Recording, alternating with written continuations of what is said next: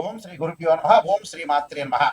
శ్రీ పరాభవ నామ సంవత్సరం అనేక పరిణామాలు, అనేక మార్పులు, అవమానాలు, ఎలాంటి పరాభవాలు జరగకుండా, ఎలాంటి అవమానాలు జరగకుండా, అంటే గతం విషయాలన్నీ కూడా మనం ప్రతి దానిలో కూడా కొంత జాగ్రత్తగా ఉండి ఆచితూచి అడుగు వేసే నామ సంవత్సరమే శ్రీ పరాభవ నామ సంవత్సరం అంటారు. అంటే గత అనుభవాలను గుర్తుపెట్టుకొని ఎలాంటి పరాభవాలు జరగకుండా మనం చాలా జాగ్రత్తగా మన జీవితాన్ని తీర్చిదిద్దుకోవాల్సిన నామ సంవత్సరం ఏంటంటే శ్రీ పరాభవనామ సంవత్సరం అంటారు. సహజంగా పరాభవనామ సంవత్సరం ఏంటంటే ప్రభవాతి సత్య సంవత్సరాల్లో 40వ నామ సంవత్సరం ఏంటంటే శ్రీ పరాభవనామ సంవత్సరం అంటారు. శ్రీ పరాభవనామ సంవత్సరంలో ద్వాదశ రాశులకు ఈ విధంగా ఉన్నాయో ఒక్కసారి మనం చూద్దాం. ముందుగా ముఖ్యంగా ద్వాదశ రాశుల గురించి ఫలితాలు మనం తెలుసుకునే ముందు ప్రధానంగా ఈ గ్రహగమన గతులు ఏ విధంగా ఉన్నాయో తెలుసుకుందాం.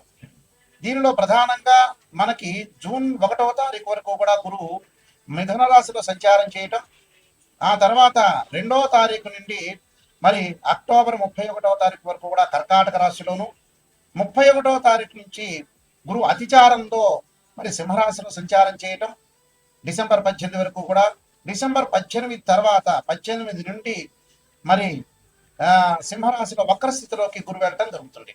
అలానే శని యొక్క బలాన్ని మనం చూసుకునేటట్టయితే శని మీనరాశిలో ఉండటం, జూలై 25వ తారీఖున మళ్ళీ వక్రస్థితిలోకి వెళ్ళిపోవటం, రాహుకేతువులు వచ్చేటప్పటికి రాహు కుంభరాశిలో 6వ తారీఖు వరకు ఉండటం, 7వ తారీఖున మకర రాశిలోకి, అలానే ప్రధానంగా కేతు వచ్చేటప్పటికల్లా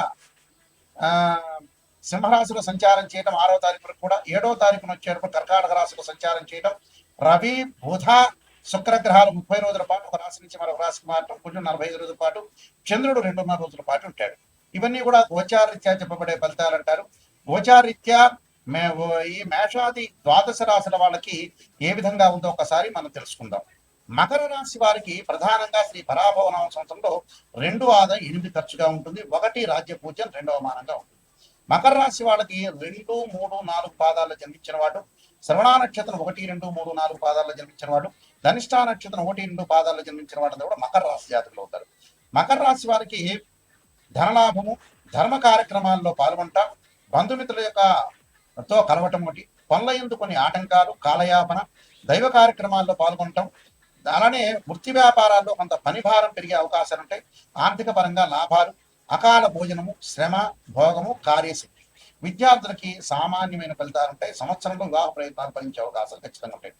ఉత్తరాషాఢ నక్షత్రం 2, 3, 4 పాదాల్లో జన్మించిన వాళ్ళకి కోపంతో కొన్ని వివాదాలు జరిగేవటం ఒకటి, తరచూ ప్రయాణాలు, విదేశాలకు వెళ్ళడం అనేది అనుకూలించడం, కుటుంబంలో శుభకార్య సిద్ధి, నూతన కార్య సిద్ధి, అలానే తప్పకుండా వీళ్ళు గణపతి రుద్రహోమం చేసుకోవటం, వృద్ధులకి సేవ, ఆలయంలో నైవేద్యము, ద్రవ్యం సమర్పణ, అంటే ఆలయంలో ఏదైతే మనం పూజ చేస్తాం అగరబత్తులు, కర్పూరం ఇలాంటివన్నీ కూడా సమర్పించడం, పూలు పండ్లు అక్కడ ఉండే అర్చకులకి ఇవ్వటం చాలా మంచిది.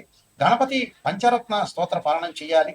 అలానే శ్రవణ నక్షత్రంలో జన్మించిన వాళ్ళకి గృహంలో మార్పులు, కుటుంబంలో వ్యక్తుల యొక్క సహకారం, బంధుమిత్రుల యొక్క కలయిక, నిర్మాణ ప్రయత్నాలు, వస్తువాహనాలు కొనుగోలు చేసే అవకాశాలు ఖచ్చితంగా ఉంటాయి. తప్పకుండా వీళ్ళు అరుణపాలనం చేయడం ఒకటి, నవగ్రహ హోమం ఒకటి, ఆలయ సేవ, సూర్య ఉపవాసం, మౌనవ్రతం చేయడం చాలా మంచిది. అలానే శ్రవిష్ఠా నక్షత్రం 1, 2 పాదాలు జన్మించిన వాడు స్థాన మార్పులు, ఆకస్మికంగా ధన నష్టం రాకుండా చూసుకోండి. అలానే అనారోగ్య భయం కలగకుండా చూసుకోండి. వస్తువాహనాలు కొనుగోలు, బంధుమిత్రుల యొక్క కలయిక అనేది విషయంలో కొద్దిగా జాగ్రత్తగా ఉండండి. వృధా ప్రయాణాలు, అనవసరమైన ప్రయాణాలు చేయొద్దని, అనవసరంగా ముందుకు వెళ్ళొద్దండి. నవగ్రహ హోమం, అలానే నలచరిత్ర పాలన చదువుకోవడం, కార్త వీర్యార్జునుల యొక్క స్థుతి, అలానే పానకము, పాలు వితరణ చేయడం వల్ల మనకు మంచి అవకాశాలు ఖచ్చితంగా ఉంటాయి. ఇవన్నీ కూడా గోచారరీత్యా చెప్పబడే ఫలితాలు అంటారు. అంటే this is the transit system అంటారు. ట్రాన్సిట్ సిస్టమ్ వేరు, బర్త్ చార్ట్ అనేది వేరు. What is the difference between transit system and birth chart అంటే, ఒక చెట్టు ఉంటుంది, ఆ చెట్టు కింద కొమ్మలు ఉంటాయి, ఆ కొమ్మల పైన ఆ చెట్టు ఉంటుంది, ఆ చెట్టు కింద వేళ్ళు ఉంటాయి, వేళ్ల పైన కాండం ఉంటుంది, కాండానికి బ్రాంచెస్ ఉంటాయి. ఎప్పుడైతే కొమ్మలకి ఆకులు ఉంటాయి, ఆకులు సహజంగా ఎప్పుడు వస్తున్నాయి అంటే మనకు సహజంగా రైన్ సీజన్లో వస్తాయి, వింటర్ సీజన్లో అలానే ఉంటాయి, అలానే సమ్మర్ సీజన్లో రాలిపోతుంటాయి. ఆ రాలిపోయే ఆకులే గోచారం అంటారు. అంటే గ్రహాలు ఒక రాశి నుంచి మరొక రాశికి కొంతకాలం పడుతూ ఉంటుంది. అంటే రాహుకేతులు 18 నెలలు, అలానే గురువు సంవత్సర కాలం, శని 2.5 సంవత్సరాలు, అలానే రవి బుధ శుక్రగ్రహాలు 30 రోజుల పాటు ఒక రాశి నుంచి మరొక రాశికి మారుతాడు, కొంచెం 45 రోజుల పాటు ఉంటాడు, చంద్రుడు 2.5 రోజుల పాటు ఉంటాడు. ఇది గోచారం అంటారు. అదే బర్త్ చార్ట్ అంటే ఏమిటి అని అంటే, మనం పుట్టినప్పుడు మన date of birth, time, place of birth తీసుకుని జన్మ లగ్నం నుంచి తనుభావము, అలానే ద్వితీయ భావము, తృతీయ సోదర భావము, సుఖభావము, అలానే సంతాన భావము, షష్టమ భావం అంటే రోగము, రుణానికి సంబంధించిన భావం అంటారు. సప్తమ భావం అంటే కడత్ర భావం అంటారు. అష్టమ భావం అనేది ఆయుష్ సంబంధించిన భావాన్ని అంటారు. స్త్రీలకు వచ్చే మాంగళిక భావం అంటారు. అలానే భాగ్య భావం, నవమ స్థానానికి సంబంధించిన భాగ్య భావం అంటారు. అలానే దశమానికి సంబంధించిన వృత్తి స్థానానికి సంబంధించిన భావం అంటారు. అలానే లాభభావం, లాభస్థానంలో ఎలాంటి గ్రహాలు ఉన్నాయో మనం చూసుకుంటాం. అలానే వ్యయ స్థానానికి సంబంధించిన వ్యయ భావం అంటారు. అంటే ప్రేమ, అలానే ఖర్చులు, ఇలాంటి భావాన్ని ద్వాదశ భావం అంటే వ్యయ భావం అంటారు. అలానే ఏదైతే ఒక్కొక్క భావానికి, ఒక్కొక్క రాస్యానికి ఒక్కొక్క భావాధిపతి ఉంటారు. ఉదాహరణకి ధనభావానికి రవిని, ద్వితీయ భావానికి గురువని, తృతీయ భావానికి సోదర భావని, చతుర్థ భావానికి చంద్రుడని, పంచమ భావానికి గురువని, షష్టమ భావానికి కుజుడని, సప్తమ భావానికి మరి శుక్రుడని, ఇలాంటి భావాలు చూసుకుంటాం మనం. అలానే ఆయుష్ భావానికి శని అని. అంటే ప్రతి భావానికి కూడా భావాధిపతులు ఎవరు అనేది సహజంగా మనం చూసుకుంటాం. ఆ భావాధిపతిని అనుసరించి రాశిచక్రము, నవాంశము, అలానే దశమాంశము, సప్తమాంశము, త్రింశాంశము, హోరా ద్రేకాణం సంబంధించిన డివిజన్ చార్ట్స్ కూడా ఉంటాయి. అంటే D16 చార్ట్స్ అంటారు. మనం మ్యాథమెటికల్ గా క్యాల్కులేషన్ వేసి డివిజన్ రూల్ చార్ట్ చూసి మనం అనాలిసిస్ చేయడం అనేది జాతకం. అంటే ఉదాహరణకి ఒక వివాహానికి సంబంధించిన విషయాన్ని ఒక అబ్బాయికి కానీ అమ్మాయికి కానీ చూడాలంటే ఖచ్చితంగా రాశిచక్రము, నవాంశము, భావచక్రము, దశల అంతర్దశలు.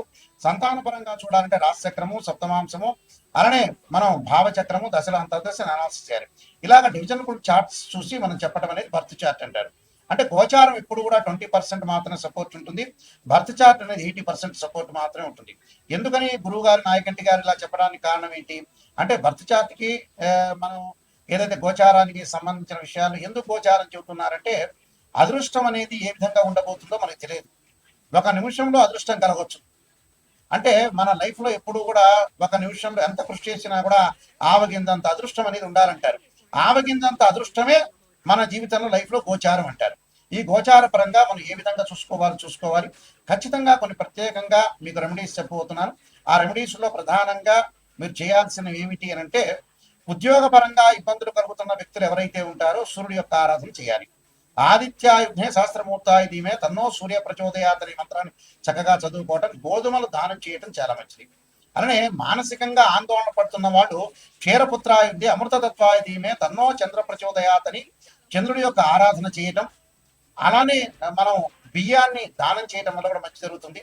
అలానే వాహన ప్రమాదాలు జరగకుండా, కోర్టు సమస్యలు రాకుండా, వివాదాలు అన్నదమ్ముల మధ్యలో సఖ్యత అనేది చాలా ఇంపార్టెంట్ కాబట్టి ఎలాంటి ప్రాబ్లమ్స్ అన్నదమ్ముల మధ్యలో రాకుండా ఉండడానికి అంగార గ్రహాన్ని ఆరాధన చేయాలి.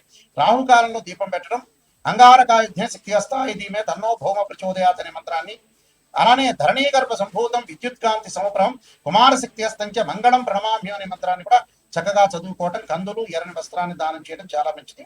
అలానే బుధగ్రహం యొక్క అనుకూలత లేకపోతే విష్ణు సహస్రనామ పాలన చేయడం, పెసలు దానం చేయాలి. అలానే ముఖ్యంగా విద్యార్థులకు అనుకూలంగా ఉండాలంటే దక్షిణామూర్తి స్తోత్ర పాలన చేసుకోవటం ఒకటి. అలానే దేవగురు అయిన బృహస్పతికి సంబంధించిన శనగలు దానం చేయడం చేయాలి. అలానే ధనపరంగా ఇబ్బందులు కలిగే వాళ్ళు యక్షాయ కుబేరాయ వైశ్రవణాయ ధనధాన్యాధిపదే ధనం ధాన్యం సముద్రమే దేహిమే దాపైస్వ అనే మంత్రాన్ని చక్కగా చదువుకోవాలి. అలానే వివాహం కాని స్త్రీ పురుషులు ఎవరైతే ఉంటారో అమ్మాయిలు వచ్చారు వరపాస్పద సముద్రాభిషేకం, అఘోర గౌరీ పాస్పద సముద్రాభిషేకం, అబ్బాయిలు వచ్చారు కన్యాపాస్పద సముద్రాభిషేకం చేయాలి. అలానే ఆరోగ్యపరంగా ఇబ్బందులు కలిగేవాడు శరీరే జర్జరీభూతే వ్యాధిగ్రస్తే కలేబి ఔషధం జాహ్నవీతోయం వైద్యో నారాయణారి అనే మంత్రాన్ని చదువుకోవాలి. విదేశాలకు వెళ్ళలేని వాళ్ళు, ఇబ్బందులు పడుతున్నవారు తప్పకుండా రాహు యొక్క ఆరాధన చేయాలి.